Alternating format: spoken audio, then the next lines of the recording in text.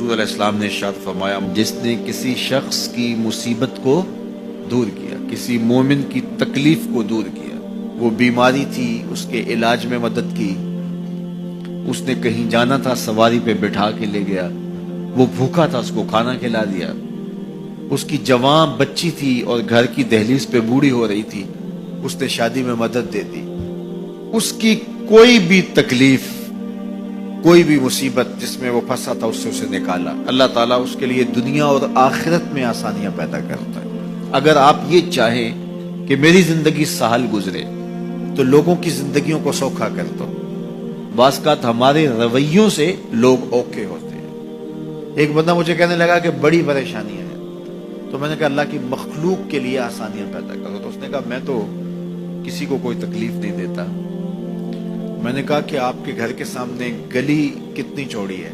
تو وہ کہنے لگا 12 فٹ کی گلی ہے۔ تو میں نے کہا کہ آپ نے جو تھڑا بنایا ہے وہ کتنا آپ نے بنایا؟ کہتا 3 سیڑھیاں۔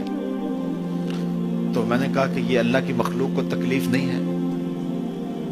12 فٹ کی گلی ہے، لوگوں کی بیچاروں کی کبھی گاڑیاں بھی گزرتی ہیں، جنازے بھی گزرتے ہیں، اور تم نے 3 سیڑھیاں اس گلی کے اندر رکھی ہوئی ہیں، اور تم سمجھتے ہو کہ میں کسی کو تکلیف نہیں دے رہا، تم لمحہ لمحہ اللہ کی مخلوق کو تکلیف دیتے ہو۔ میں گزرا ایک گلی سے تو اچانک لائٹ چلی گئی تو میرا گھٹنا زور سے ٹکرایا تو زخمی ہوا۔ کتنے دن زخمی نہیں، پرانی بات ہے۔ تو وہ کسی نے اپنے گھر کے سامنے 3 فٹ اونچا گٹر بنایا ہوا تھا، 8-10 فٹ گلی ہے اور 2 فٹ کا گٹر اونچا بنایا ہے، اور گلی سے ہم جا رہے ہیں تو گھٹنا لگا اور زخمی ہوا۔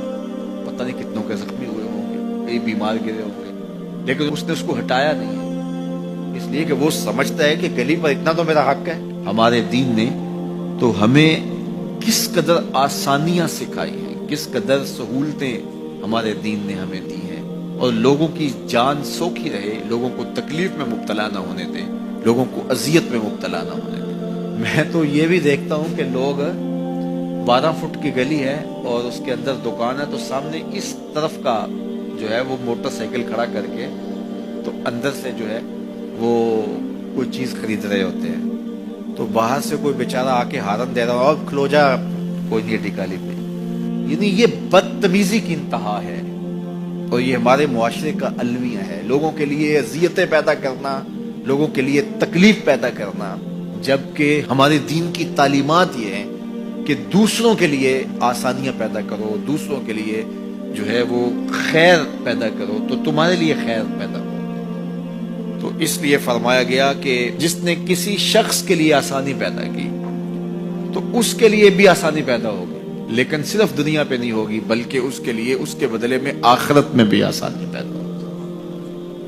تو یہ اگر ہم مزاجی زندگی بنا لیں تو وقت نہیں لگتا کوئی اس پہ، تو اللہ تعالیٰ جل شانہ آسانیاں پیدا کر دیتا ہے۔ ویسے بھی آپ کسی کی دل جوئی کریں، کسی شخص کی مدد کریں، کسی کے لیے آسانی پیدا کریں محض اللہ کی رضا کے لیے، آپ کے اندر جو طمانینت اترے گی، جو ٹھنڈ پڑے گی، اس کا کوئی جواب ہی نہیں ہے۔